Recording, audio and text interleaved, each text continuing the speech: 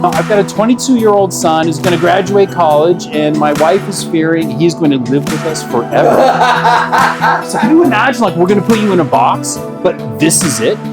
Like, I would totally move out from my parents' house and live in one of these versus the bedroom next door. Super impressive technology. It's really great that you can just pop up a house for people, especially people in difficult living conditions or after a hurricane.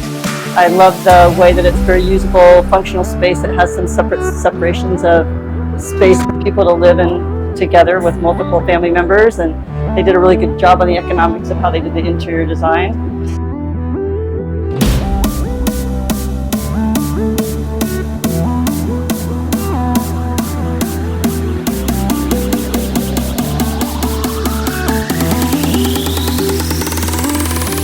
If you look at the living room, it's pretty great. The kitchen area is pretty spacious, and also it comes with like washer, dryer, and very nice bedroom. So actually, it's more comfortable than like a studio in many of the metropolitan cities. Hi, I'm Andy. I'm a local real estate broker here in Las Vegas, and I'm extremely excited about these Boxables, especially because they're from here in Vegas.